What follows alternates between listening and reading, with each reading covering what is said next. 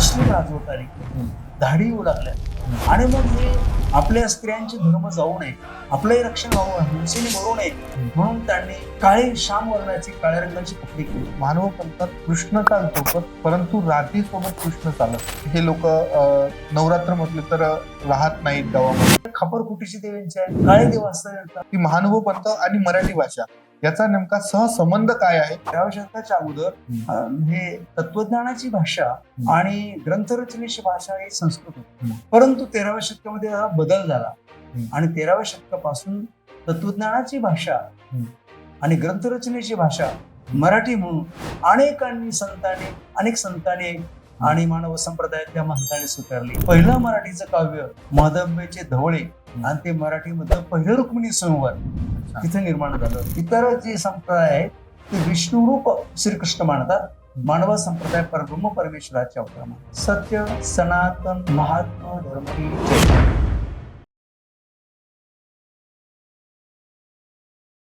नमस्कार. मराठीसाठी या युट्यूब चॅनलच्या माध्यमातून आम्ही तुमच्यासाठी नवीन नवीन विषय घेऊन येतच असतो. आता यावेळेस आपली जी ही मुलाखत राहणार आहे, या मुलाखतीसाठी आपल्याकडे आलेले आहेत श्री डॉक्टर महंत सोनपेटकर गुरुजी. सोनपेटकर गुरुजी यांचा जर तसा परिचय सांगायचा झाला तर सोनपेटकर गुरुजी एक मराठीमध्ये आणि महानुभव पंथाचे एक चांगले गाढे अभ्यासक म्हणून आपण त्यांना ओळखतो. ओके, जसं की त्यांनी त्यांचं एक जो जीवन आहे हे महानुभव पंथासाठी डोनेट केलेलं आहे आपण असं म्हणू शकतो. बरोबर. तर सोनपेटकर गुरुजी आपल्यासोबत इथं स्टुडिओमध्ये आज हजर आहे. सर, स्वागत आहे तुमचं आपल्या कार्यक्रमामध्ये. आणि आपल्या या कार्यक्रमाचा मुख्य उद्देश म्हणजे महानुभव पंथाची प्राथमिक ओळख. महानुभव पंथामध्ये आपल्याला बऱ्याचशा गोष्टीबद्दल लोकांमध्ये मिथ आहे, म्हणजे की या समाजाबद्दल लोकांना उत्सुकता आहे की नेमकं हे काय आहे, की हे लोक नवरात्र म्हटले तर राहत नाहीत गावामध्ये, अशा प्रकारचे प्रश्न आहेत. त्यानंतर यांची वेशभूषा, त्यानंतर समाजाचं तत्वज्ञान नेमकं काय आहे, आणि आपल्यासाठी सगळ्यात महत्वाचा वैचारिक विषय म्हणजे की महानुभव पंथ आणि मराठी भाषा याचा नेमका सहसंबंध काय आहे. या सर्व प्रश्नांची उत्तर आपल्याला सोनपेटकर गुरुजीकडून नक्की मिळत याची मला अपेक्षा आहे. ओके, तर गुरुजी तुमचं स्वागत आहे आपल्या या आजच्या प्रोग्राममध्ये. तर या प्रोग्रामच्या माध्यमातून आपल्याला महानुभव जो पंथ आहे आपला, तर या पंथाचं तत्वज्ञान लोकांपुढं मांडायचं आहे आपल्याला. पहिला प्रश्न सर्वांगीण परिचय जो आहे की महानुभव पंथ नेमका काय आहे याबद्दल तुम्ही काय सांगू शकाल? हो, महाराष्ट्रामध्ये इसवी सनाच्या 13व्या शतकामध्ये मानव संप्रदायाचं प्रवर्तन झालं. तसं 13वं शतक हे थोडं परिवर्तनशील आहे. भक्तिधाराच्या अंगाने महाराष्ट्रामध्ये परंपरेचा जो कर्मकांडी भक्ती मार्ग आहे, थोडं त्याला समांतर आणि समग्र मानव समुदायाला भक्तिधारेमध्ये आणण्यासाठी एक भक्तिमार्ग सुरू झाला. बरोबर. आणि तो भक्तिमार्ग म्हणजे मानव संप्रदाय आणि वारकरी संप्रदाय. बरोबर. कारण कर्मकांड विरहित भक्तीच्या माध्यमातून भजन संकीर्तन, नामसंकीर्तन याच्या माध्यमातून ईश्वराची भक्ती करता येते आणि मोक्षाकडे जाता येतं, अशी दोन्ही संप्रदायाची संकल्पना आहे, धारणा आहे, निष्ठा आहे. बरोबर. मानव संप्रदायाचे प्रवर्तक सर्वज्ञ श्री चक्रधर स्वामी 13व्या शतकामध्ये होऊन गेले. त्याने एक नवा विचार दिला. तसा विचार कुठलाही विचाराला प्राचीनतम एक परंपरा असते, एक धागा असतो, पूर्व परंपरा असते. म्हणून मानव संप्रदायामध्ये आरतीच्या शेवटी सत्य सनातन महात्मा धर्म की जय असा जयकार. बरोबर. सत्य म्हणजे विज्ञाननिष्ठ, सनातन म्हणजे प्राचीन काळापासून चालत आलेला, महात्मा म्हणजे संन्यास प्रधान, धर्म म्हणजे जीवात्म्याचं कल्याण करणारी अध्यात्म संस्था.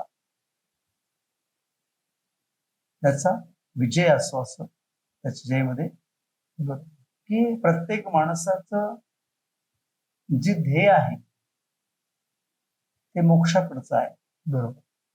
अलीकडचा जो 100 वर्षाचा कालखंड आणि इंग्रजांची राजवट आपल्या देशामध्ये आल्यानंतर एक नवा दृष्टिकोन असा मिळाला हम्म. की पारमार्थिक तर जीवन आहेच आहे, पण लौकिक जीवन देखील समृद्धपणे माणसाने जगलं पाहिजे. हम्म. आणि लौकिकाच्या दृष्टिकोनातून या समाजाची एक वेगळी दृष्टी तयार झाली. हम्म. मग त्यातून अनेक त्याचे परिणाम झाले. सामाजिक वैचारिक वेगळा स्तर तयार झाला. तर तिकडे न जाता आपण हे पाहू की अध्यात्माकडे माणसाची ओढ, भारतीय माणसाची ओढ असते आणि त्याचं ध्येय असतं मोक्ष. बरोबर. ते गीतेमध्ये सांगितलं, वेदांमध्ये सांगितलं, उपनिषदांमध्ये आहे. मानव संप्रदाय श्री चक्रधर स्वामींनी जरी प्रवर्तित केला, संस्थापित म्हणत नाही, प्रवर्तित केला.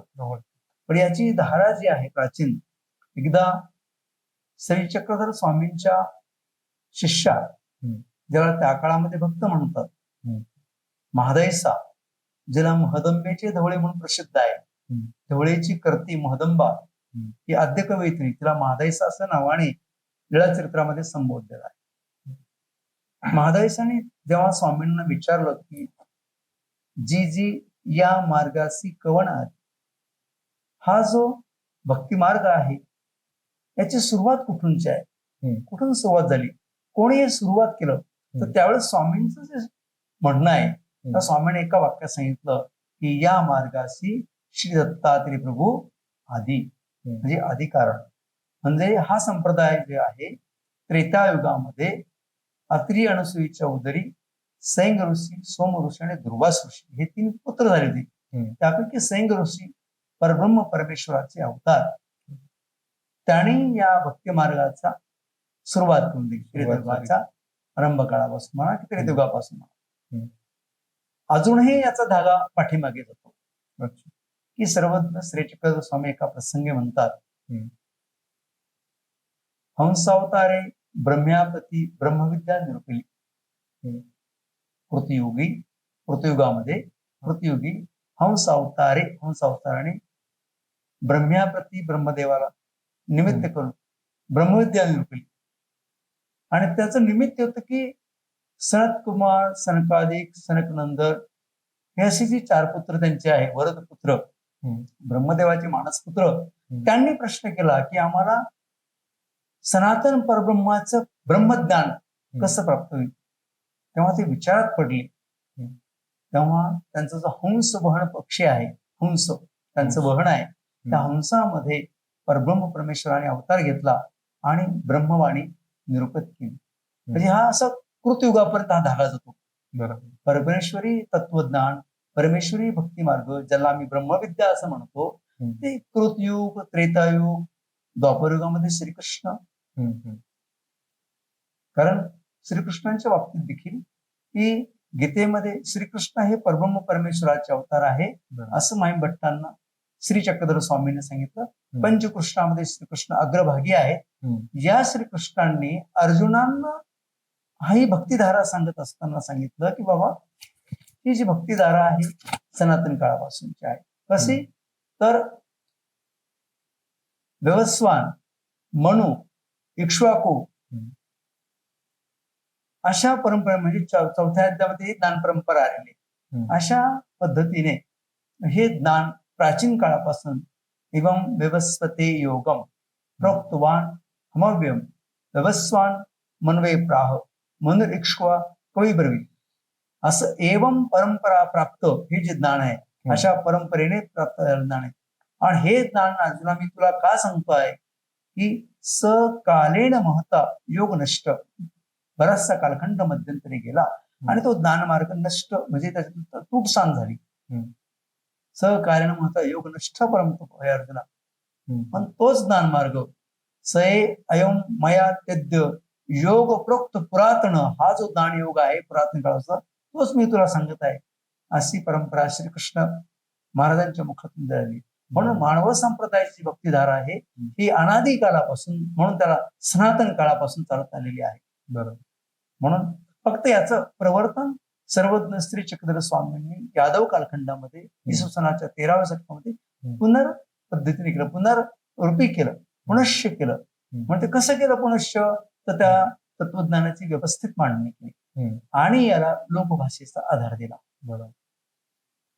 जसं आता तुम्ही बोलले की लोकभाषेचा आधार दिला, तर महानुभव पंथाचं तत्वज्ञान आणि अदर तत्वज्ञान याचा नेमका फरक काय आहे हा, नेमका याच्यामध्ये? मानव संप्रदायाचं तत्वज्ञान आणि इतर तत्वज्ञान याच्यामध्ये फरक हा आहे की एकंदर भारतीय तत्वज्ञानामध्ये द्वैतवाद आणि अद्वैतवाद अशा दोन विचारसरणी आहेत. अच्छा. द्वैतवाद म्हणजे जीव आणि शिव भिन्न आहे. जीव हा कधीच शिव होत नाही, शिव हा कधीच जीव होत नाही. शिव म्हणजे परमेश्वर, जीव म्हणजे आत्मा, जीवात्मा, हे भिन्न आहे. आणि हे तत्व जे आहे भारतीय धर्मसंस्कृतीमध्ये निंबकाचार्य, मध्वाचार्य, रामानुजाचार्य या मोठ्या मोठ्या विभूतींनी देखील प्रतिपादित केलेलं आहे आपल्या आपल्या पद्धतीनं. त्या प्रत्येकाच्या मांडणीमध्ये थोडाफार फरक आढळतो, पण जीवशिवाची भिन्नत्वाची कल्पना, प्रकृतीची भिन्नत्वाची कल्पना त्यांनी मांडलेली आहे. आणि दुसरी जी आहे अद्वैत अद्वैत विचारधारा, की जीव शिव भिन्न नाहीत. शिवाचे सर्व म्हणजे सगळं विष्णुमय जगत जो नव्हे परमेश्वर हे सगळं जग विश्वव्यापक आहे, विश्वव्यापक आहे. विष्णू म्हणजे परमात्मा आणि सर्व जग व्यापलेलं आहे. इथं भावनाबरोबरच आहे, कारण निराकार स्वरूपाविषयीची ती धारणा आहे, संकल्पना आहे. चराचराचा त्यांचा व्याप आहे, ते बरोबरच आहे. पण जीव हा शिव बनतो, जीव हा नसतो, जीव हा शिवाच्या रूपात जातो. म्हणजे जीवात्मा हा परमात्मा रूप होतो, ही अद्वैत कल्पना झाली. आणि ही कल्पना जी आहे अनेक ऋषीमुनींची असेल, पण त्याच्यामध्ये एक आपल्याला ठळक नाव म्हणजे शंकराचार्यांनी ते चांगलं अधोरेखित केलं. त्यानंतर अनेक संत परंपरा जी महाराष्ट्रात निर्माण झाली, त्यांनी देखील या संत परंपरेमध्ये अद्वैत पद्धतीने त्यांच्या ग्रंथाची, तत्वज्ञानाची मांडणी करण्याचा प्रयत्न केला. ज्ञानेश्वर महाराज देखील त्यामध्येच आहे. म्हणून ही जी दुसरी बाजू आहे ही अद्वैत संकल्पनेची, ही एक परंपरा आहे द्वैत संकल्पनेची. द्वैत तत्वज्ञानामध्ये मानव संप्रदायाचं जे तत्वज्ञान आहे ते अतिशय शुद्ध द्वैत तत्वज्ञान आहे. अतिशय शुद्ध या अर्थाने की आणि जीव, देवता, प्रपंच आणि परमेश्वर हे चार घटक पृथक मानले. म्हणजे ह्याच प्रत्येकाचं मूलद्रव्य स्वतंत्र आहे, एकाचं मूलद्रव्य दुसऱ्याशी जुळणार नाही. जसं आपण उदाहरणार्थ घेऊ की पाणी ही काय आहे, द्रवरूप आहे, आणि पेट्रोल देखील द्रवरूप आहे. पण ते द्रवरूप आहे, हे द्रवरूप आहे, पण ते ज्वलनशील आहे आणि हे तहान भागवणार आहे, हे का नाही. ते तहान भागवू शकत नाही. त्याचं प्रयोजन वेगळं आहे, याचं प्रयोजन वेगळं आहे, त्याचं स्वरूप वेगळं आहे, याचं स्वरूप वेगळं आहे. जरी ते द्रवरूप असलं तर निराळेपणा त्याच्यामध्ये कायमच आहे का नाही. तसं हे चारही पदार्थ जे आहे, जीव, देवता, प्रपंच आणि परमेश्वर, हे स्वतंत्र आहे. त्यांचं कार्य, कारण, स्वरूप आणि लक्ष अत्यंत भिन्न आहे. यामध्ये वैशिष्ट्य असं आहे की इतर संप्रदायामध्ये, इतर तत्वज्ञानामध्ये ईश्वर आणि देवता याच्यामध्ये स्पष्टपणे फरक केला नसतो. तो फरक असतो पण ध्यानी आलेला नसतो. आणि तो कारण सरळच आहे की अनंत ब्रह्मांड नायक सच्चिदानंद स्वरूप परब्रह्म परमेश्वर एकमेव द्वितीय नास्ति असं स्वरूप आहे. आणि आपण ज्यांना देवता म्हणतो ते आपल्या मान्यतेनुसार 33 कोटी देवता आपण मानतो. बरोबर. जे आहे म्हणून मानतो, नसतं तर म्हटलं नसतं कोणीतरी, आहे का नाही. म्हणून ते प्राचीन काळापासून वेदामध्ये म्हणा, पुराणामध्ये पहा 33 कोटी देवतांचं नाव आहे. 33 कोटी स्वर्गस्थ देवता, त्याच्या वर आहे कैलास, सत्य कैलास, वैकुंठ, हरिहर, ब्रह्म यांचे ते ठिकाणं आणि त्यांचा परिवार हे 9 कोटी देवता आहे. त्याच्यावर महाविष्णू आहे, श्राब्दीचे शेष नारायण पहुडलेले असतात शेष नागावर. आणि त्या महाविष्णूचे 1,200 परिवार आहे. अशी संख्या देवतांची वाढत जाते. मानव तत्वज्ञानानुसार कर्मभूमी, अष्टदेवणी, अंतराळ, स्वर्ग, सत्य कैलास, वैकुंठ, श्राब्द, अष्टभैरव, विश्व, अनंत एक ब्रह्मांड व्यापक आणि अनंत ब्रह्मांड व्यापक चैतन्य, अशी एका ब्रह्मांडामध्ये 81 कोटी सव्वा लक्ष नवदेवता, 10वी व्यापक माया, चैतन्य माया. हम्म. आणि ब्रह्मांड म्हणाल तर अनंत आहेत. एका गॅलेक्सीमध्ये खूप आहे. बरोबर. गॅलेक्सी अनंत आहेत. म्हणून ब्रह्मांड कल्पना जी आहे फार अफाट आहे.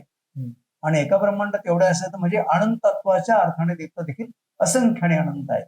पण परमात्म स्वरूप जे आहे, परमेश्वर ज्याला आपण म्हणतो, सच्चिदानंद परात्पर, मतः परतरम नान्यम किंचित अस्ति धनंजय, हे अर्जुना माझ्यापेक्षा परत श्रेष्ठ कोणी नाही, असं आपल्या निराकार स्वरूपाविषयी श्रीकृष्ण भगवंताने सांगितलेलं आहे.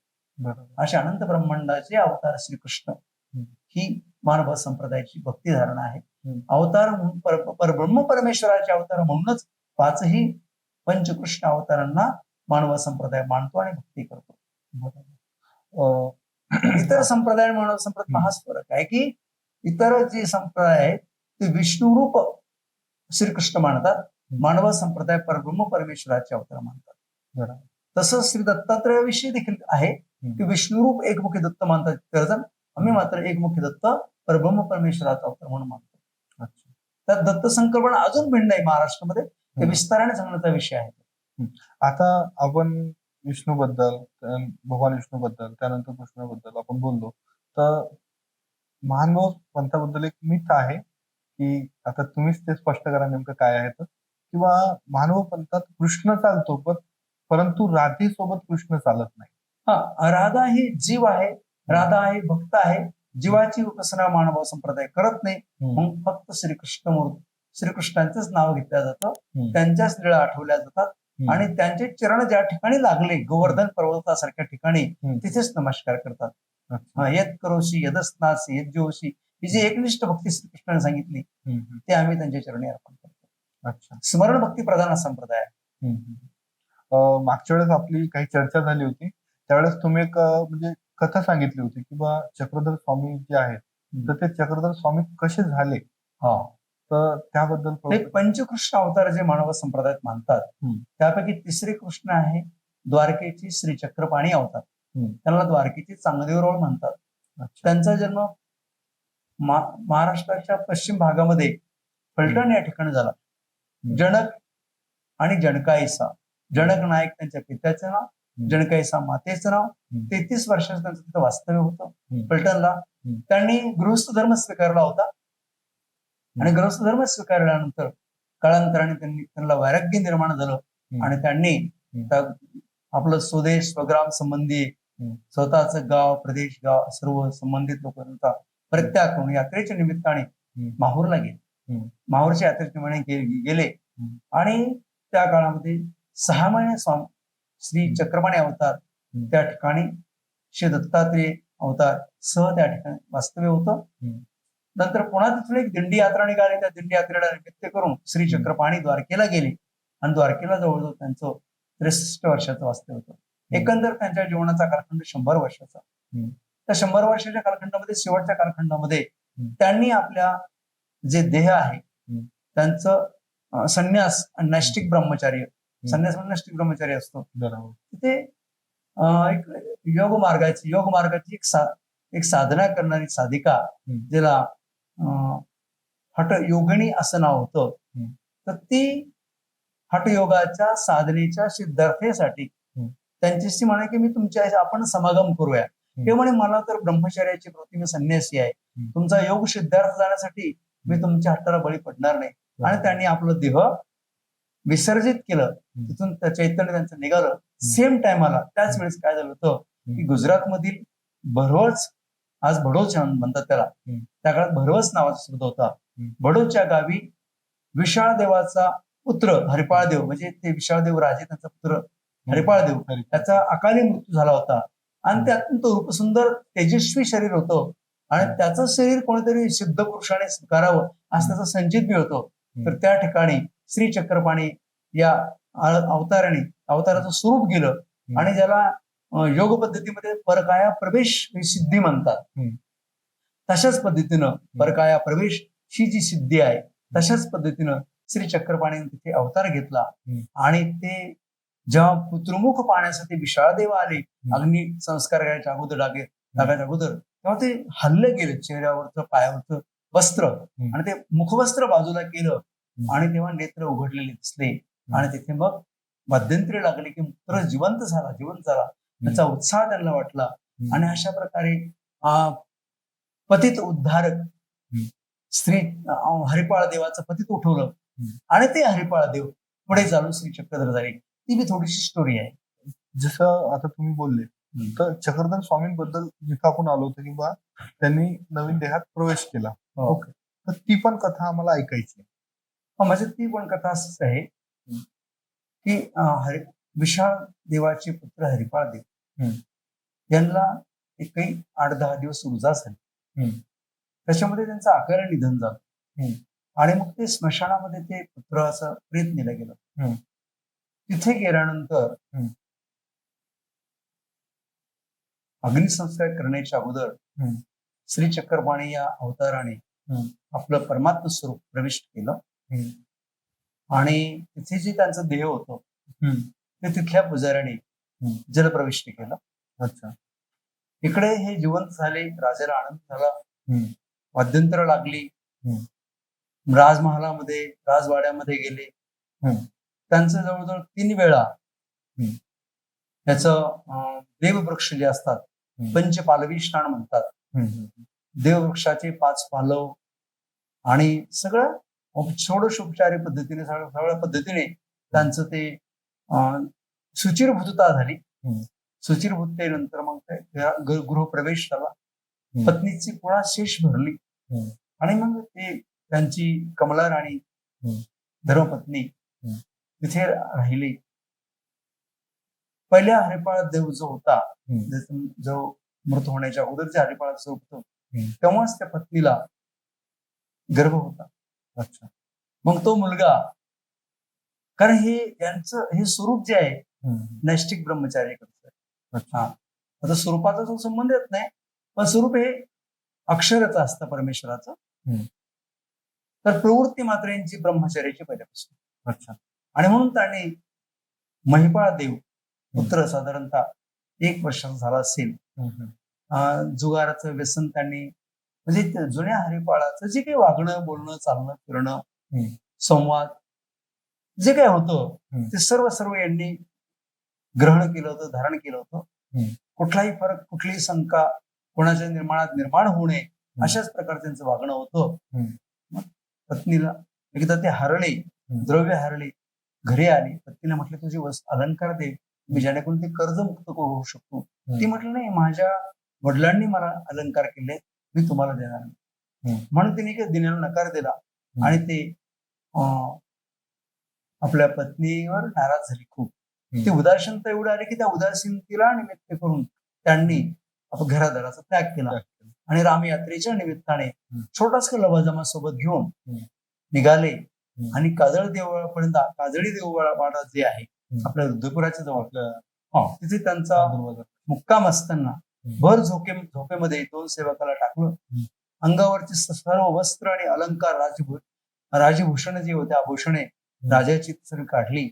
एक वैराग्याचा वेश धारण केला त्यांनी आणि वैराग्य वेश धारण करून रुद्रपूरला उत्तर महाद्वारातून प्रवेश केला आणि श्री गोविंद प्रभू या दुसऱ्या ईश्वर अवतार, अवलिया विभूतिमत्व ईश्वर अवतार श्री गोविंद प्रभू यांना नमस्कार केल्याच्या जवळ गेले आणि त्यांनी यांच्याकडे एक प्रसाद दिला.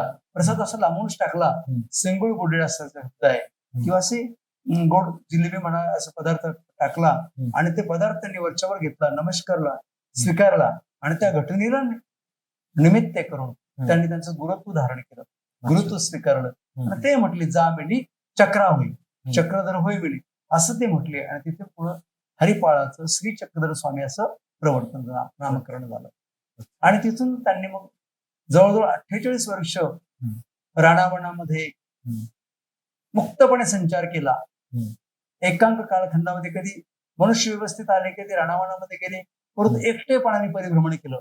त्याला एकांक संप्रदाय म्हणतो, एकाक साहित्य संप्रदाय म्हणतो.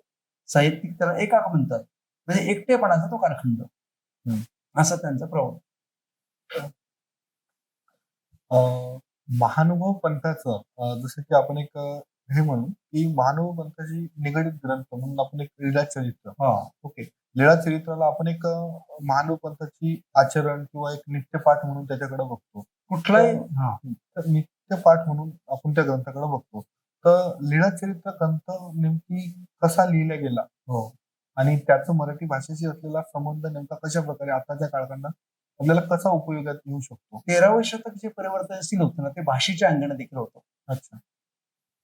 भाषा म्हणजे लिखित, त्या काळामध्ये लिखित ग्रंथ हे मराठीतून होऊ लागले.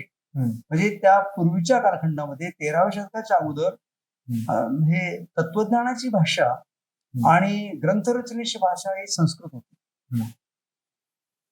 परंतु 13व्या शतकामध्ये हा बदल झाला आणि 13व्या शतकापासून तत्वज्ञानाची भाषा आणि ग्रंथरचनेची भाषा मराठी म्हणून अनेक संतांनी आणि मानव संप्रदायातल्या महंतांनी स्वीकारली. त्याचा अध्यत्वाचा मान फक्त यांच्या मानव संप्रदायाकडे जातो असा की सर्वज्ञ श्री चक्रधर स्वामींनी अखंड परिभ्रमण करत असतील. लोकांतामध्ये एकांतामध्ये जे तत्वज्ञान सांगितलं, जे संवाद केला, तर ते मराठीतून संवाद केला आणि मराठीतून तत्वज्ञान सांगितलं. भलेही त्यांच्यापुढे विद्वान लोक होती, संस्कृतचे तज्ज्ञ होती, संस्कृतमध्ये बोलू शकत होते, बोलत होती, परंतु स्वामींचा कल मात्र सर्वसामान्य लोकांना कळावं, मी काय सांगतो, मी काय बोलतो. आणि म्हणून ते विद्वानाशी सामान्याशी बोलताना त्यांनी मराठी भाषेचा अवलंब केला. मराठी भाषेला ज्ञान भाषेचा अधिष्ठान सर्वज्ञ श्री चक्रधर स्वामीमुळे प्राप्त झालं. आणि दुसरा मुद्दा की लीळा चरित्राचा, की कुठल्याही संप्रदायाला ग्रंथ असतो. ग्रंथाशिवाय आणि देवस्थानाशिवाय कुठल्याही संप्रदायाला स्थैर्य येत नसतं. आणि संप्रदायाला ग्रंथ म्हणजे पायाभूत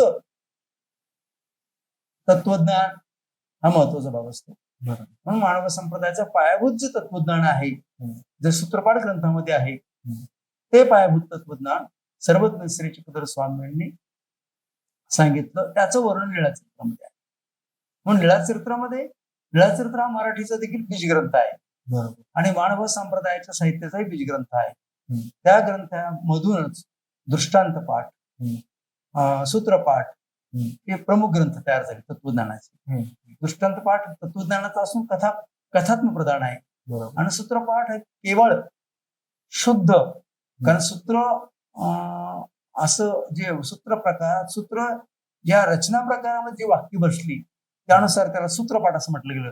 सूत्रवाक्य की ती सर्वज्ञ श्री चक्रधर स्वामींच्या मुखातून निघालेले तत्वज्ञान विषयक वाक्य आहे आणि त्याचा एक पाठ म्हणजे संहिता, त्याला सूत्रपाठ म्हणतात. तो लीळा चरित्र निघाला. हा लीळा चरित्र ग्रंथ माईम भट्टांनी रिद्धपूरला वाजेश्वरी या निवांत स्थानी साकार केला. त्याचेही त्यांनी पहिल्यांदा त्यांनी उत्तरार्ध लिहिला. जे माईम भट्टांनी श्री नागदेवाचार्यांना लीळा विचारल्या. नागदेवाचार्यांनी आपण अनुभवलेल्या संपूर्ण लीळा सांगितल्या आणि ते त्यांनी लिहून घेतलं. त्याला 6 महिन्याचा कालखंड लागला. नंतर त्यांना थोडंसं फील्ड वर्क करावं लागलं, बाहेर फिरावं लागलं. आणि नागदेवाचार्य म्हटले की ज्याच्या अनुभवाच्या ज्या गोष्टी आहेत ते त्यांना तुम्ही विचारून घ्या. म्हणून त्यांनी पुन्हा महाराष्ट्रामध्ये परिभ्रमण केलं, गोदाकाठी परिभ्रमण केलं आणि तिकडे प्रत्येक व्यक्तीला भेटून त्यांनी त्याच्या अनुभवाच्या ज्या गोष्टी होत्या, ज्याला लीळा म्हणतात, त्या संकलित केल्या. एकंदर 2 वर्षाच्या कालखंडामध्ये खूप मोठा, जवळजवळ साधारणतः 1700-1800 लीळांचा तो मोठा ग्रंथ आकारबद्ध झाला. साहित्य संशोधकाच्या संशोधनानुसार 1278 इसवी सन 1278 मध्ये हा ग्रंथ पूर्णत्वास गेला. इथं आपण लीळा हा शब्दाचा प्रयोग केला आहे. तर लीळा या शब्दाचा सध्याच्या मराठीमध्ये काय अर्थ? लीळा असं आहे की श्रीकृष्णाची ती लीला आणि श्री चक्रधर स्वामीची ती लीळा. लीळा हा मराठी शब्द आहे, लीला हा हिंदी शब्द आहे. पण लीळा तरी काय म्हटलं की अवताराचं जे काही वागणं, बोलणं, चालणं, फिरणं, घेणं, देणं ते निर्हेतुक असतं. त्याच्या पाठीमागचा उद्देश मानवी बुद्धीच्या पलीकडे असतो. ते आकलनशील नसतो. आकलनाबाहेरची ती गोष्ट असते अवताराची. आणि म्हणून अवताराची प्रत्येक गोष्ट जी असेल त्याला मानव संप्रदायाने लीळा असा शब्द दिला. श्री चक्रधर स्वामींच्या प्रत्येक कृतीला, मग तो संवाद असेल, वर्णन असेल, विहरण असेल म्हणजे निवांत फिरणं असेल, पूजा स्वीकारणं असेल, कोणाचं भोजन घेणं असेल, कोणाच्या घरी जाणं असेल, एका गावून दुसऱ्या गावी परिभ्रमण करणं असेल, पशु पक्षाशी त्यांचं वागणं बोलणं असेल, प्रत्येक गोष्ट त्यांची कृती ही लीळामध्ये घेतलेली आहे. कारण ती अनाकरणीय आहे असं. तसं श्रीकृष्णाच्या बाबतीत अवतार आहे म्हणून त्यांची प्रत्येक क्रीडा ही लीला आहे. बरोबर. आणखी थोडा एक प्रश्न विचारतो पुढचा. जो प्रश्न थोडा पर्सनल आहे. ओके. जे तुमची वेशभूषा आहे, जसं आता मानव पंथामध्ये आपण काही बघतो की जे महंत राहतात त्यांचा एक गुलाबी रंगाचे कपडे वापरतात आणि जे एक सेविका राहतात, ओके, त्यांचे एक काळ्या कलरचे कपडे राहतात. तर याच्यातला मागचं कारण मानव संप्रदायाची जी वेशभूषा आहे ना, त्याच्यामध्ये आपल्याला वैचित्र्य वाटतं, म्हणजे विविधता आढळते. प्रश्न आहेत पण ही गौण बाजू आहे. एका संप्रदायाचा एकच परिवेश असायला पाहिजे होता, परंतु काल परत्वे आणि स्थळ परत्वे काही बदल घडले. एक तर जो छोटा गट असतो त्याला बचावात्मक पवित्रा घ्यावा लागतो. कसं की मानव संप्रदायाचं प्रवर्तन झालं तेव्हा ही जी मंडळी होती त्यांची वेशभूषा ही साधी होती, म्हणजे शुभ्र होती, शुभ्र होती. आणि ही शुभ्र कपडे जी आहे, पांढरी कपडे जी आहे, पुढे जाऊन काय व्हायचे की पांढरे कपडे मळायचे आणि साधू म्हटलं की हिंसा करायची नाही बा, जास्त पाणी सांडायचं नाही, स्वच्छ राहायचं नाही, आपल्याकडून विकृती वाटली पाहिजे दुसऱ्याला, आपल्या ब्रह्मचर्य टिकवण्यासाठी माणसं आपल्यापासून दूर असली पाहिजे, असं ते जे हा एक जो दृष्टिकोन होता त्याच्यामुळे त्यांचे कपडे मळीन मळकी असायचे.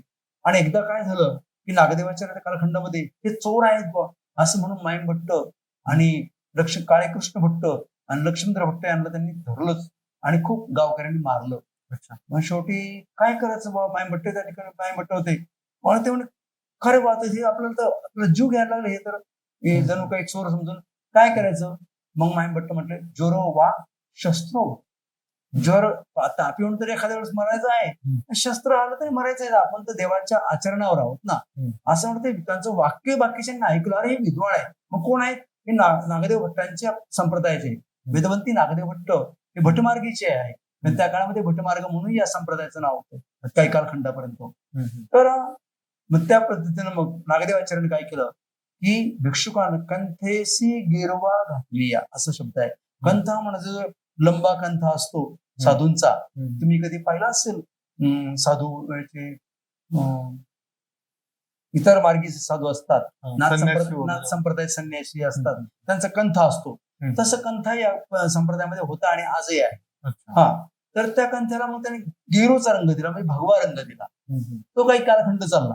पुढे चालून काय झालं किंवा मुस्लिम राजवट आली, धाडी येऊ लागल्या आणि मग हे आपल्या स्त्रियांचे धर्म जाऊ नये, आपलंही रक्षण व्हावं, हिंसेने मरू नये म्हणून त्यांनी काळी श्याम वर्णाची काळ्या रंगाची कपडे केली आणि ती पहिल्या काळामध्ये खूप डार्क होती. आणि मुस्लिम राजवट जवळजवळ 350 वर्ष होती महाराष्ट्रामध्ये, पिढ्याने पिढ्या काळपर्यंत चाललो. मग त्याचा तो प्रभाव जास्त कळायला. जेव्हा या संप्रदायाचा उत्तर भारतामध्ये प्रवेश झाला, इकडची लोक तिकडे गेली तर पुष्कळ, आता अलीकडच्या कालखंडात इकडे गेल्यानंतर भगवे करायचे, इकडे गेल्यानंतर काळेच ठेव करायचे, असं बरंच काळ चाललं. पण ज्या पुढच्या काळामध्ये ज्यांची गुरु परंपरा ही पंजाब प्रदेशस्थ राहिली, त्यांची गुलाबी भगवे कपडे राहिली.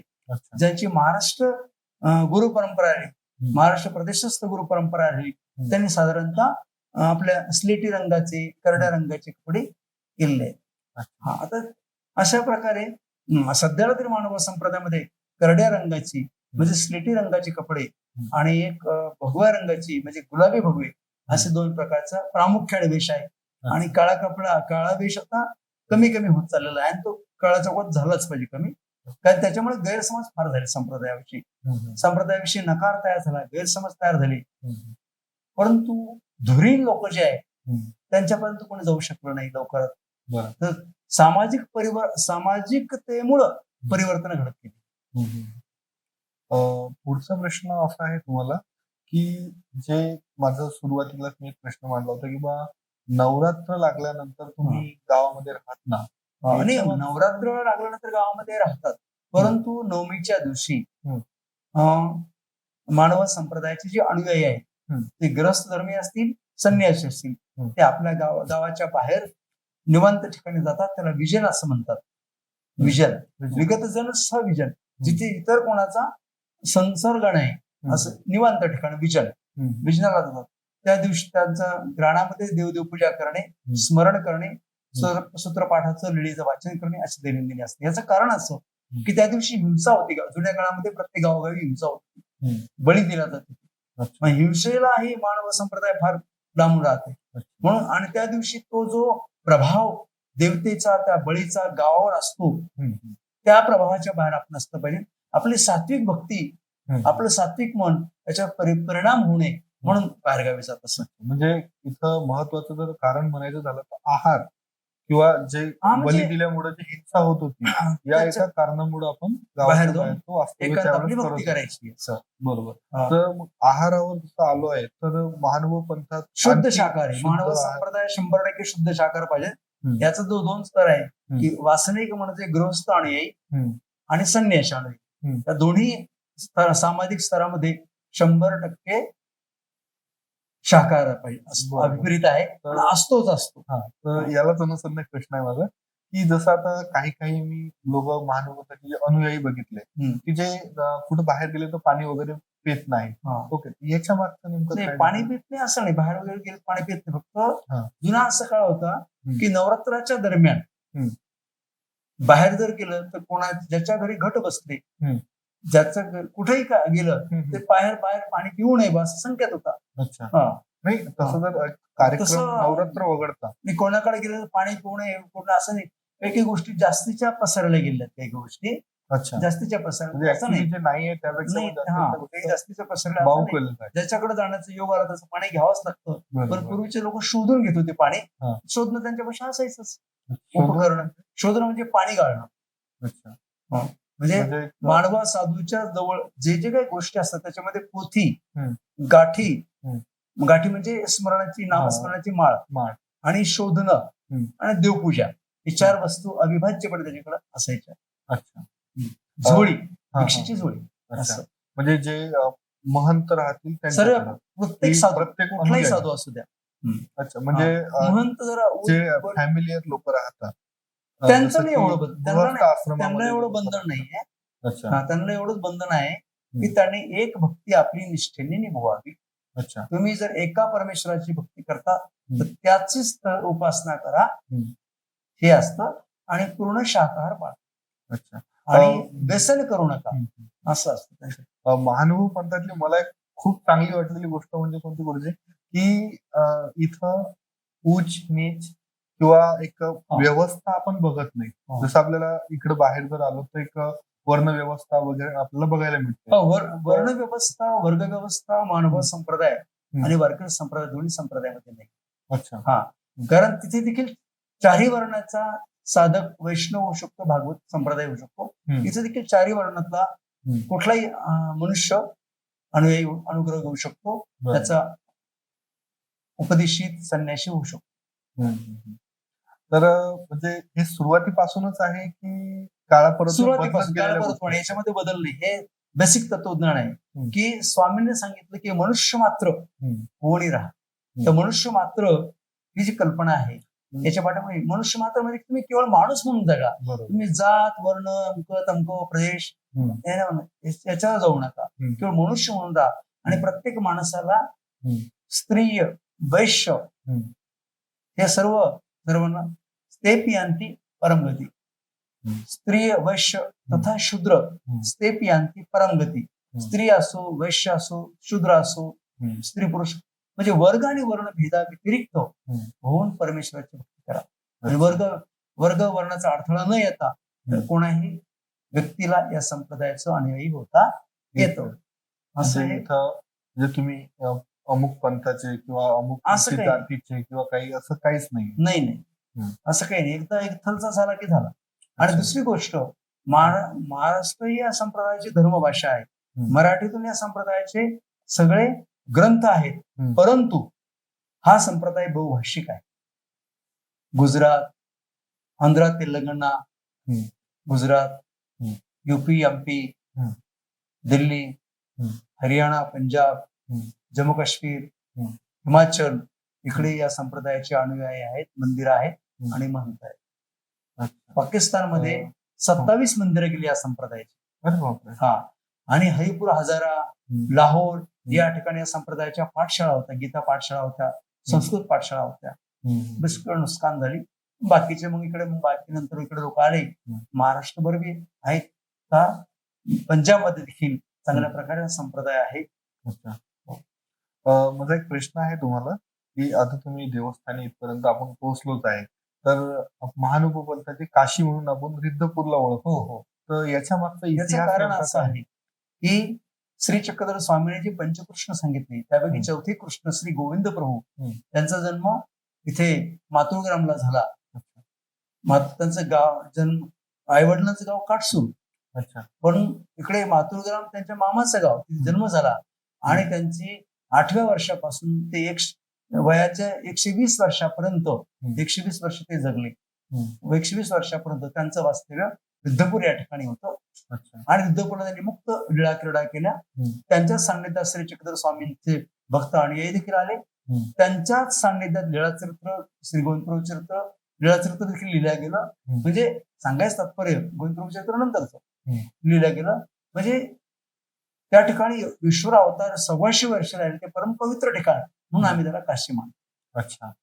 आणि आता या चालू सरकारने तिथं विद्यापीठाची स्थापना करून मराठी भाषा विद्यापीठाची केलं. त्याचं कारण असं आहे की मराठीचे जे आद्यग्रंथ आहे, पद्यामधला आद्य आणि गद्यामधला आद्य.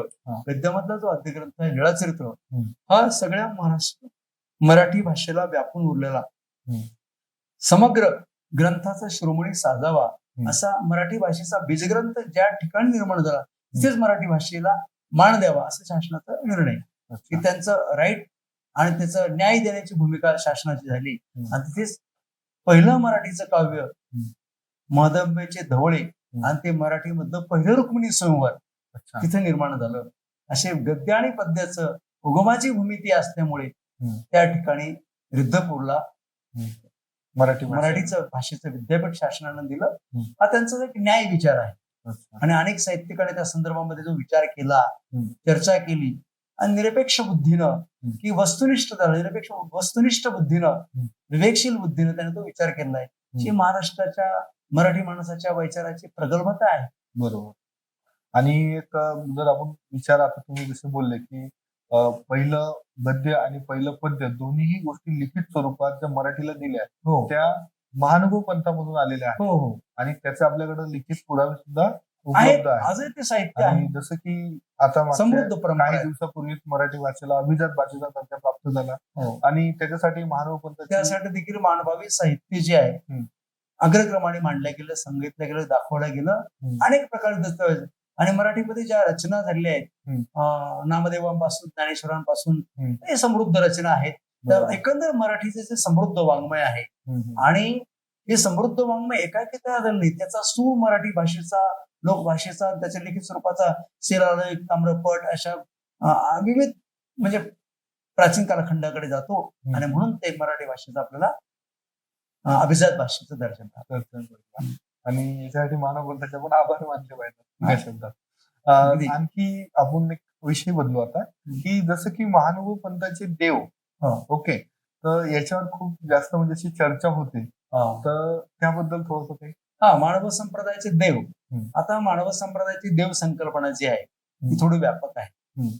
एक तर ते परब्रह्म परमेश्वर, अनंत ब्रह्मांड नायक सच्चिदानंद स्वरूप अव्यक्त मंत परमेश्वर, तो पहिला देव आहे. बरोबर. आणि त्या अनंत ब्रह्मांड नायक व्यापक निराकार जो साकार होतो, तो साकार मूर्तीधारी मनुष्य वेशामध्ये अवतार होणे त्याला म्हणतात. तर मनुष्य वेशामध्ये जे अवतार होतात, म्हणजे किंवा अवतार म्हणा, निराकाराचे जे साकार अवतार म्हणतात, त्या अवताराची उपासना हा दुसरा देव. श्री पंचकृष्ण आहे, ते अवतार आहेत, त्यांची उपासना त्या अवताराला पूर्ण परब्रह्म परमेश्वर म्हणून मानतात, देव आहे. कारण दाता आहे तो, जीवाचं कल्याण करता आहे, जे मागेल तो देणारा आहे, दाता आहे म्हणून तो देव आहे. तिसरा देव की तो अवतार जर नसतील, कारण अवतार सततच्या कालखंडामध्ये विद्यमान असतील असं काही नाहीये. अवतार जर नसतील परंतु त्या संप्रदाय ईश्वर भक्तीचे अनुयायी असतील तर त्याने उपासना कोणाची करावी, पूर कुठे वाहावं, नमस्कार कुठे करावा, आहे का नाही. बरोबर. भक्ती म्हणजे पूर वाहणं, नमस्कार करणं, प्रार्थना करणं. तर श्री चक्रधर स्वामीने सांगितलं की आम्ही जर नसेल तर आमच्या अविद्यमाने आमचे चरण अथवा स्पर्श ज्या ज्या ठिकाणी झालेले आहे त्या त्या वस्तू तुम्हाला नमस्करणीय आणि वंदनीय आहेत. कारण परमेश्वर अवताराचा स्पर्श झालेल्या ठिकाणी माया आणि कृपा ह्या सर्वोच्च शक्ती आहे, त्यांचा निक्षेप त्या ठिकाणी असतो, त्यांचा राहावा त्या ठिकाणी असतो. ते ज्ञानरूप सामर्थ्य आहे.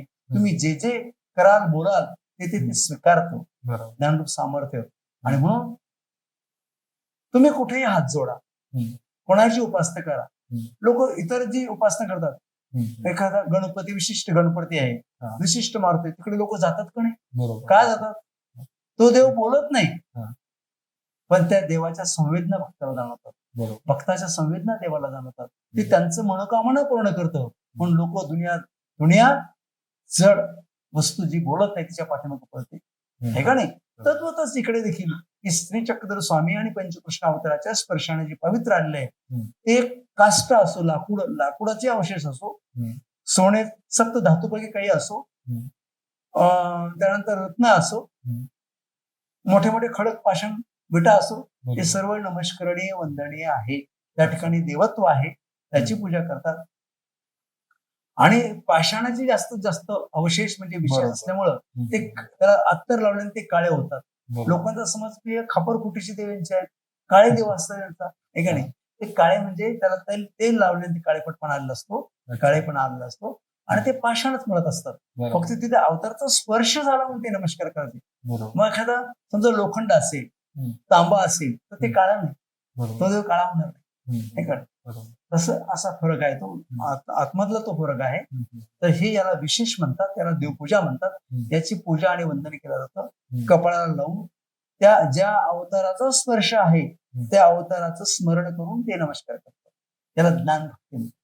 अच्छा, म्हणजे आता माझ्या भाषेत सांगायचं झालं तर जिथं जिथं पंचावतारांचा स्पर्श झालेला आहे त्या ठिकाणचे अवशेष म्हणजे त्याला साध्या शब्दात आपण देवाची उपमा देऊ शकतो. आणि जिथेचे अवशेष म्हणजे जमीन होती, जमिनीला स्पर्श झाला, तिथे ते ठिकाण लक्षात यावं, ध्यानी यावं, त्या ठिकाणी मग ओटे तयार केले, चौकोणे, आयताकृती अशी ओटे तयार केले.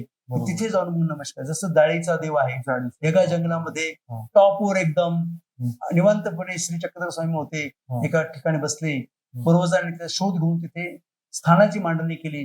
आज तिथे संपूर्ण महाराष्ट्रातील मानव संप्रदाय मोठी यात्रा भरते, त्याला म्हणतात देवस्थान, याला म्हणतात देवपूजा. जे मठा मंदिरात घरोघरी जे छोटे छोटे अवशेष असतात त्याला देवपूजा म्हणतात. आणि तिथे जे स्थानाची मांडणी केली ठिकाण आहे त्याला देवस्थान असं म्हणतात. आमच्या इथं म्हणजे माझं जे गाव आहे ना, तिथून काही किलोमीटरवर एक वडनेर भुजंग गाव आहे, वडनेर भुजंग देवस्थान आहे. तिथे वडनेर भुजंगला जवळजवळ 8-10 स्थानं आहेत. बरोबर आहे. आम्ही गेलो होतो तिथं बरेच वर्षामध्ये, ट्रिप गेली होती आमची त्यावेळेस.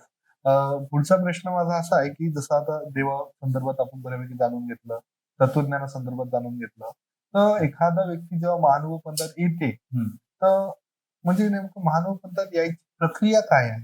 काही नाही, तर महानुभव पंथात यायचं म्हटलं की या संप्रदायाचे जे कोणी भिक्षुक असेल, संत महंत आचार्य, पण भिक्षुकापासून सुरुवात त्याची होती, सिंपल भिक्षुक, त्याचा अनुग्रह घेणे, त्याच्याद्वारे पंचकृष्णाचे जे स्मरणाची नामं आहेत त्याला गुरुमंत्र म्हणतात. पंचकृष्णाचे स्मरणाची नामं आहेत ते गुरुमंत्र म्हणतात. ते गुरुमंत्र ग्रहण करणे, त्याच्या अगोदर त्यांच्या हातावर संकल्प सोडावा, पाणी सोडावं लागतं की मी आजपासून सप्तवेशन करणार नाही, मद्य मांस ग्रहण करणार नाही आणि एकनिष्ठ एका ईश्वराची भक्ती करेल, बरोबर असा संकल्प घेतात.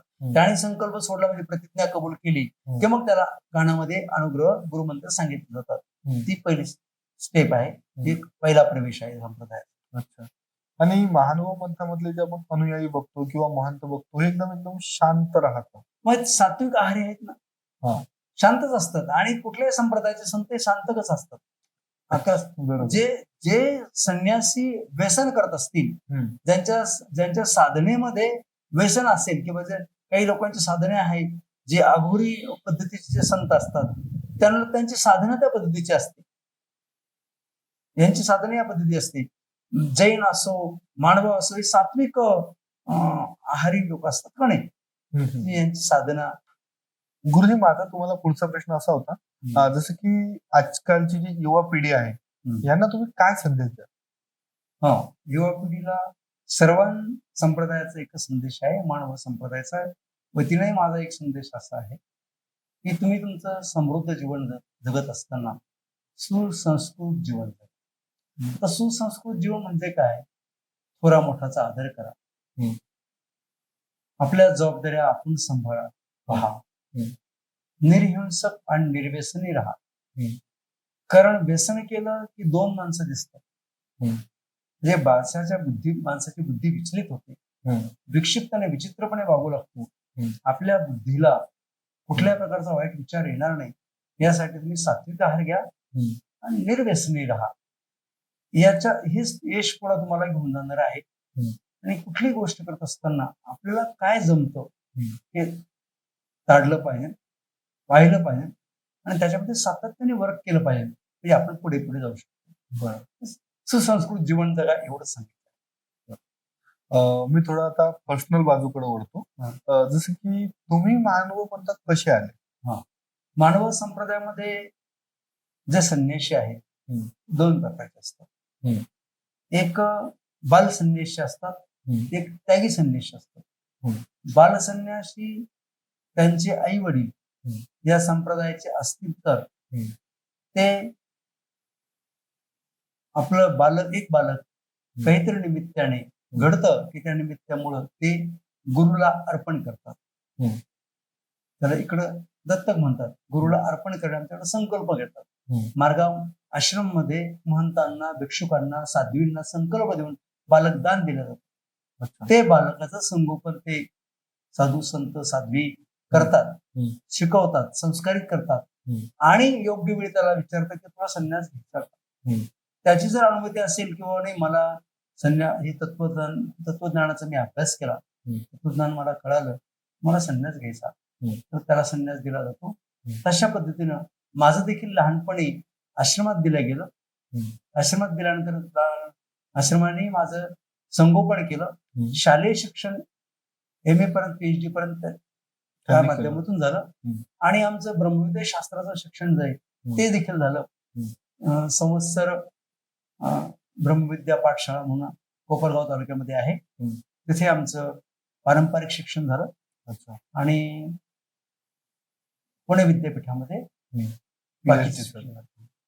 अच्छा. यावर म्हणजे दोन प्रश्न आहेत तुम्हाला. या प्रश्नाला अनुसरून जसं की पहिलं की तुम्ही बोलले की एका पर्टिक्युलर वयानंतर तुम्हाला डोनेट केलं गेलं, तर तुम्हाला कोणत्या वयात नेमकं आश्रमात सोडल्या गेलं? वयाच्या दुसऱ्या वर्षी. अरे बापरे. म्हणजे किती भाऊ बहीण होते तुम्ही? अजून एक बहीण आहे मला. अच्छा, म्हणजे दोघं जण होते. तर तुम्हाला एक प्रचारासाठी म्हणू शकतो किंवा एक पंथासाठी तुम्हाला घरच्यांनी डोनेट केलेलं. आणि डोनेट केल्यानंतर म्हणजे असं फारसाचा फरक नाही पडला? तुमचं शिक्षण पुढे चालू राहिलं, तुम्ही शिक्षण घेतलं? आश्रम मध्ये आम्ही लेकरांना चांगलं सांभाळतो, जोपासतो, त्यांच्या खाण्यापिण्याकडे, राहण्याकडे, सगळ्या गोष्टीवर लक्ष देतो. अलीकडचा कालखंड आहे का नाही, लेकर कमी असतात प्रत्येक कुटुंबामध्ये. पूर्वी 5-7, 10 असायची, 4-5-7 तासाची, त्यामुळे एक सहज द्यायची. पण आता लोक सहजासहजी आपले बालक दान देत नाही. खूपच काही परिस्थितीमुळे अशी निर्माण होते की ते बालक कोणाला तरी दिलं पाहिजे. अशा माध्यमातून येतात काही लेकर, काही सज्ज इच्छा देतात, काही संस्काराने जन्माला आलेले असतात, ते येतात. असे विविध प्रकारचे प्रकरणे येतात. आणि त्यागी संन्याशी म्हणजे घरदार संसार सर्व करून आपल्या जबाबदाऱ्या पार पडून ज्याला वाटतं की मी संन्यास घेतला पाहिजे, तो विवेकाने आपलं त्याग करून सगळं सोडून संन्यास घेतो. बरोबर. जसं आता संन्यास घ्यायसाठी एक 18 वर्षानंतर 18 वर्षानंतर बरोबर. आणि जसं तुम्ही सांगितलं की तुमचं शिक्षण PhD पर्यंत झालेलं आहे, तर आपण एक बघतो की जेव्हा काही विद्यार्थी किंवा लोक जेव्हा ते शिकतात तर आपण म्हणतो की ते मॉडर्नाइज झाले. ओके. तर ते कुठंतरी धर्म किंवा अध्यात्मापासून कुठेतरी दूर जाताना आपल्याला आता बघायला मिळतात. ओके. तर अशा वेळेस आता तुमचं शिक्षण PhD पर्यंत झालंय, म्हणजे तुम्ही डॉक्टरेट, ध्येय निश्चित असतं ना, बरोबर, की आपल्याला या वाटेने जायचं, हे करायचं आहे, ध्येय निश्चित असतं, म्हणून ते कुठला परिणाम होत नाही. नाही, माझं कंटिन्यू करतो मी. तर शिक्षण झाल्यानंतर सुद्धा हम्म. तुम्ही आजही पंथासोबत टिकून आहे. हा. म्हणजे पंथाचं तत्वज्ञान कुठंतरी विज्ञानाला आणि सगळ्या गोष्टींना घेऊन चालते. हो हो बरोबर आहे. बरोबर. हो. त्याच्यामुळेच तुमचं शिक्षण झाल्यानंतर म्हणजे तुम्हाला असं वाटलं नाही की नाही बाबा. मानव संप्रदाय हा. ही विज्ञाननिष्ठ संप्रदाय आहे, विज्ञाननिष्ठ तत्वज्ञान आहे. अच्छा. हम्म. त्याच्यामुळे म्हणजे काही विषयच आला नाही हा. कुठं काही असा की मी जे साईट आणि सुटायचं आपल्या किंवा मनाला बाहेर कुठं पटलं, आपण ग्राह्य धरलं. एखादा विद्यार्थी असाही निघू शकतो की मग आश्रमात राहायला लहानचा मोठा झाला, मग तो म्हटलं की नाही मला सध्याला माझं मन नाही संन्यास घ्यायला, त्याचा आग्रह केला जात नाही. अच्छा. हा.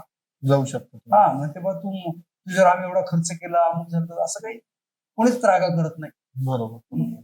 आणि जसं तुम्ही पीएचडी केली हा. तर तुमचा पीएचडीचा विषय काय हा, होता? तोही सांप्रदायिक विषय होता. पूजावसर सांप्रदायिक साहित्य प्रकार, संकल्पना व इतिहास असा माझा पीएचडीचा विषय होता. डॉक्टर रबा मंचरकर मोठी प्रसिद्ध व्यक्ती होऊन गेली नगरची, ते माझे मार्गदर्शक होते.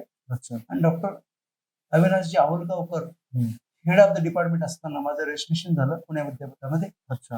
आणि 2011 मध्ये माझं कम्प्लीट झालं. अच्छा. आणि तुम्ही अमरावती विद्यापीठामध्ये हा, इथे कसं झालं योगायोग समजा की इथे पुरुषोत्तम जे नागपूर साहेब, त्यांचा माझा पूर्व परिचय होता. त्यांनी आग्रह केला की तुमची पीएचडी झाल्यानंतर तुम्ही इथे आमच्या विद्यापीठामध्ये मानव अध्यासन केंद्रावर काम सेवा देण्यासाठी यावं. आणि मग त्या पद्धतीने त्यांनी सगळा प्रयत्न केला. दुसरं नाव अकॅडमिक लेवलला काम होण्यासाठी डॉक्टर संतोष ठाकरे म्हणून आहे, त्यांनी काम केलं. अध्यासन घेण्यासाठी श्री बबनदादा मिटकर यांचं मोठं योगदान आहे. या माध्यमातून योग आला आणि बस. अच्छा. आणि सध्या तुमचा काय अनुभव आहे? तुम्ही युनिव्हर्सिटीवरती काम करत आहे. युनिव्हर्सिटीमध्ये मानव अध्यासन केंद्रावर मी काम करतो 12 वर्ष झाली. अच्छा. कुलगुरू 3 कुलगुरू आले बदलले, रजिस्ट्रार आले बदलले, अनेक स्टाफ आला गेला बदलला. प्रत्येकाचा अनुभव मात्र चांगला झाला. प्रत्येक कुलगुरूने आत्मीयतेने सहकार्य केलं. रजिस्ट्रारने देखील प्रकुलगुरू असो, कुलगुरू असो, रजिस्ट्रार असो, सर्वांनी संपूर्ण 100% सहकार्य केलं. अध्यासनाने जास्तीत जास्त कार्य करावं यासाठी प्रोत्साहित केलं. बरोबर. आणि विद्यापीठाचा अनुभव छानच आहे. आमच्या विद्यापीठामध्ये प्रशासकीय जेवढे अधिकारी कधीच कोणाची अडवणूक केली आणि हा असा उपक्रम माझ्या संदर्भात कुणीच अडवणूक केली नाही. म्हणजे हा जो उपक्रम आहे हा फक्त अमरावती विद्यापीठात आहे की महाराष्ट्रात इतरत्र पण आपल्याला बघायला मिळतो? महाराष्ट्रामध्ये आता संत तुकडोजी महाराज नागपूर विद्यापीठामध्ये श्री चित्रधर स्वामी अध्यासन आहे. अच्छा. तिथे 2 कोटी रुपये दिले शासनाने. अच्छा. स्ट्रॉंगपणे काम चालतं तिथे. आणि आपल्या विद्यापीठामध्ये मानव अध्यासन आहे. इतरत्र नाही अजून. विदर्भामध्ये 2 विद्यापीठामध्ये आहे. अच्छा. इतरत्र ते व्हायला आता इथून पुढे चालना मिळेल त्या गोष्टीला. होईल. आणि तुमचं एक लेखनावर येतो मी थोडं. तर मला तुम्हाला सांगायचं आहे की सरांचे आतापर्यंत एक 24 पेक्षा जास्त ग्रंथ लिखित झालेले आहेत. आणि सर तुमचं म्हणजे हे पंथ लिखाणाचा विषय माझा मानव संप्रदायाचं साहित्य आणि तत्वज्ञान हाच विषय राहिला. अच्छा. जे काय लिहिलं मानव संप्रदायाचं साहित्य आणि तत्वज्ञानावरच लिहिलं. त्या जीवनाच्या अनुषंगाने 2 कथा आहेत. अडवाडी आणि सिकंदर 2 छोट्या लघु कादंबऱ्या आहेत. मानवी सामाजिक जीवनावर आहे. प्रत्यय आणि मूल्यकथा ते 2 कथासंग्रह आहेत. ते मानवी समाज जीवनावर आणि विचारावर आहे. व्यतिरिक्त जिज्ञासा 1, जिज्ञासा 2, जिज्ञासा 3 संशोधन खंड आहे. लीळामंथन, सकळलिपी अभ्यास, चरित्राभा मालिकात्र हे संशोधन आहे. बाकी अनेक काही ग्रंथ आहेत. 45 सूर्यदर्शन आहे, युद्धपूर दर्शन आहे, बेलापूर लीळा दर्शन आहे, वाक्य दर्शन आहे. हे ग्रंथ स्थल वर्णनात्मक काही संपादन आहे, काही वैचारिक आहे. असे पुष्कळ असे जवळजवळ 25 ग्रंथ होऊन गेले. मागच्या वर्षी मध्ययुगीन शब्दार्थाचा मागोवा नावाचा एक 100 शब्दावर एक ग्रंथ निघाला. त्याचे लीळाचरित्र आणि ज्ञानेश्वरी याच्या संदर्भात त्या शब्द कसे विकसित झाला, त्याचा अर्थ कसा विकसित झाला ते दिलेलं आहे. म्हणजे एक आम्ही तुम्हाला भाषा अभ्यासक सुद्धा म्हणू शकतो. हो बिलकुल. आणि आता माझं अजून लेखन चालूच आहे सातत्याने. सध्या कोणत्या ग्रंथावर काम? सध्याला आता हे वर्ष जे आहे राजापाटी येथील मानव आश्रम आहे त्याचं 100व वर्ष होत आहे. शतकोत्सव आहे. त्यानिमित्ताने त्या आश्रम आणि त्याचे आजवर जे महंत होऊन गेले त्या संपूर्णाचा ऐतिहासिकतेच्या अंगाने विचार करणे आणि मांडणे हे चालू. आश्रमची उभारणी इतिहासाच्या अंगाने लेखन चालू सध्याला. चालेल. सर, तुमच्याशी बोलून मला खरंच खूप छान वाटलं. हम्म. खरंच सर, तुमच्याशी बोलून मला खरंच खूप छान वाटलं. हम्म. आणि आपली ही जी मुलाखत आहे, या मुलाखतमधून बरंच काही लोकांना नवीन काही गोष्टी ऐकायला मिळाल्या असतील हो. आणि महानुभवपंथ नेमकं काय आहे, हे पण एक लोकांपर्यंत पोहोचून जाईल. पोहोचून जाईल. आणि तुम्हाला तसं काही स्पेशल सांगायचं आहे? काही नाही. ओके, म्हणजे जेवढं आता झालं असं एक इनफ आहे. ओके. तर ठीक आहे. धन्यवाद. तुम्ही आमचा हा व्हिडिओ पूर्ण बघितला. तुमची प्रतिक्रिया काय आहे आमच्यापर्यंत नक्की पोहोचवा. आणि सगळ्यात महत्त्वाचं म्हणजे तुम्हाला जर आणखी काही प्रश्न असतील, तर आपण परत एकदा पुन्हा भेटू. तुमचे प्रश्न कमेंटच्या माध्यमातून तुम्ही आमच्यापर्यंत पोहोचवू शकता. धन्यवाद.